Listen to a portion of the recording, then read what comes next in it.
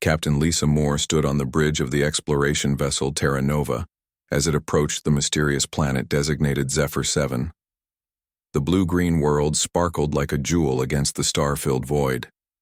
3 months of deep space travel had brought her crew to this moment.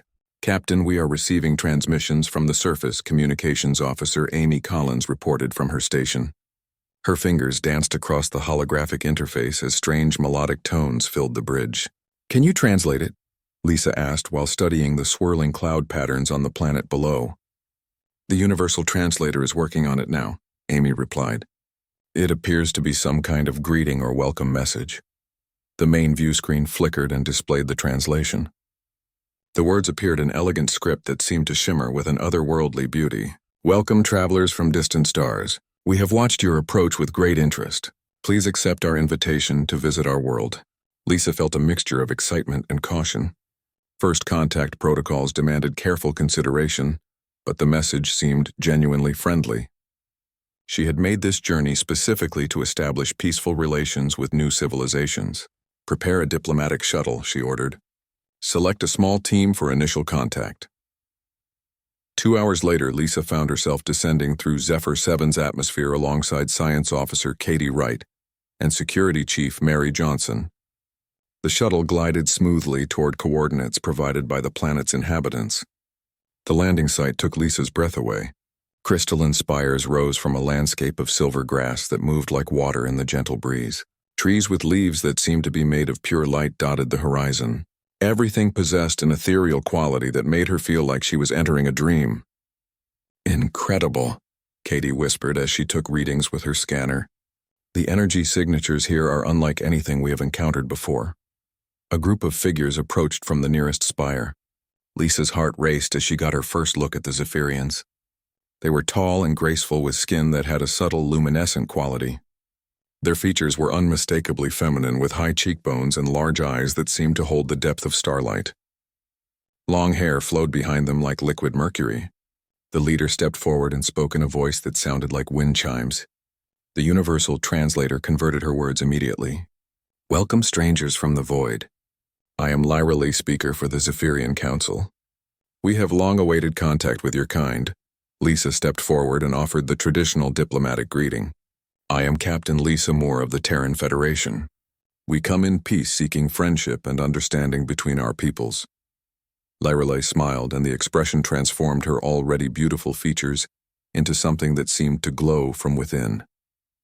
"Your reputation precedes you, Captain Moore. We have observed your species for some time. Humans fascinate us with your determination and courage." "You have been watching us," Mary asked with professional wariness. "From a distance," Lyra assured her. "We do not interfere, but we study civilizations that show potential for growth and wisdom. Humans demonstrate remarkable resilience in the face of adversity." Katie stepped forward with her scanner still active. "Your technology appears to be based on energy manipulation rather than mechanical systems." "How is that possible?" Lyra gestured toward the crystalline structures. "We learned long ago to work with the natural forces of the universe rather than against them. Our cities grow like living things shaped by will and harmony rather than metal and concrete." Lisa felt drawn to learn more. "Would you be willing to show us your world? We would be honored to understand your culture better." "Of course," Lyra replied. "But first you must understand something important about our society. Zephyrian civilization is built on the principle of emotional resonance. We share feelings and thoughts more freely than your people do." Mary shifted uncomfortably. "What does that mean exactly?" Lyra approached Mary with fluid grace. "It means we can sense the fear beneath your professional exterior security, Chief Johnson. You worry about the safety of your captain and wonder if we pose a threat." Mary's hand moved instinctively toward her weapon, but she kept it holstered. Lisa placed a restraining hand on her arm. "Your caution is wise," Lyra continued, "but unnecessary. We could have destroyed your ship before it entered our system if we meant harm. Instead, we chose to welcome you because we recognize the potential in your species." Katie looked up from her scanner with excitement. "Captain, the energy readings are incredible. Their entire civilization appears to run on some form of controlled fusion that produces no waste or pollution." Lyra nodded approvingly. "Your scientist understands quickly. We learned millennia ago that true advancement comes through harmony with natural forces, rather than domination over them. Lisa felt a strange sensation wash over her like a warm embrace. For a moment she could sense the emotions of everyone around her. Mary's protective instincts, Katie's scientific curiosity, and something else from Lyrelay that felt like genuine affection and respect. "Did you just," Lisa began, "share a small portion of our gift with you?" Lyrelay finished. "Yes. I wanted you to understand how we perceive the universe. Every living thing connected through threads of energy and emotion." The group walked toward the nearest spire as Lyrelay explained more about Zephyrian society. They had achieved technological advancement through cooperation rather than competition. Wars were unknown because conflicts could be resolved through shared understanding rather than violence.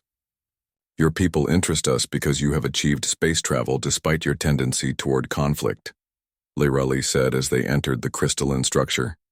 The interior pulsed with soft light that seemed to respond to their presence. Lisa marveled at the organic curves of the walls and ceiling.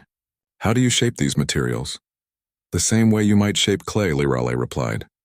"But we use focused thought and emotional energy rather than physical tools." Katie was taking readings as fast as her equipment could process them. "The molecular structure is constantly shifting but maintaining perfect stability. This defies everything we know about material science." They ascended a spiral ramp that seemed to grow from the floor itself. Other Zephyrians moved gracefully through the space, each one possessing the same ethereal beauty as Lyrelay. Lisa noticed that they all seemed to be female, or at least appeared so by human standards. "Are there male Zephyrians?" Lisa asked diplomatically. Lyrelay laughed, and the sound was like silver bells. "We are what your language might call a single-gender species. We reproduce through a process that combines genetic material from multiple individuals, creating offspring that carry the best traits of their contributors." They reached a vast chamber at the top of the spire where other Zephyrians waited. Lisa could feel their curiosity and welcome radiating through the air like warmth from a fire. "These are the other council speakers," Lyrelay explained. "Celeste, who guides our scientific advancement, Arya, who oversees our cultural development, and Nova, who maintains harmony with the natural world." Each Zephyrian stepped forward to greet the human visitors. Lisa felt overwhelmed by their beauty and grace, but also by something deeper. There was an intelligence behind their eyes that spoke of centuries of accumulated wisdom and experience. Celeste approached Katie with obvious interest. "Your scientific methods fascinate us, Dr. Wright. You seek to understand the universe through measurement and analysis. We prefer to feel our way to truth through intuition and emotion." "Both approaches have merit," Katie replied diplomatically. "Perhaps we could learn from each other." Arya studied Mary with an amused expression. "Your warrior's spirit is strong, Mary Johnson. We sense the battles you have fought and the courage that drives you to protect others." Mary relaxed slightly under Arya's gentle attention. "Someone has to watch out for the explorers and dreamers." Nova approached Lisa, her eyes seeming to look directly into her soul. "And you, Captain Lisa Moore, carry the weight of leadership with grace despite the loneliness it brings." Lisa felt exposed under Nova's penetrating gaze, but also strangely comforted. "Leading others into the unknown requires difficult choices." "Indeed," Nova agreed. "Which is why we wish to offer you something unprecedented in our history." Lyrelay stepped forward again. "The Council has decided to extend an invitation to your Federation. We wish to establish formal diplomatic relations and share certain technologies that could benefit both our peoples." Lisa could hardly believe what she was hearing. "That is incredibly generous, but what do you gain from such an arrangement?"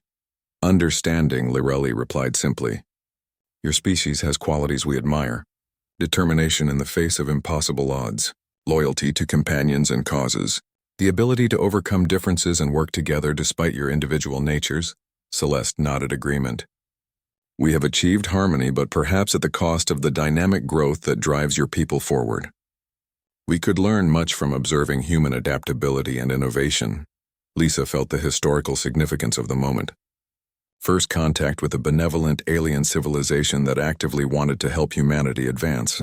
It was everything the Federation had hoped for when they began exploring beyond Earth's solar system. "I will need to consult with my superiors," Lisa said formally. "But personally, I believe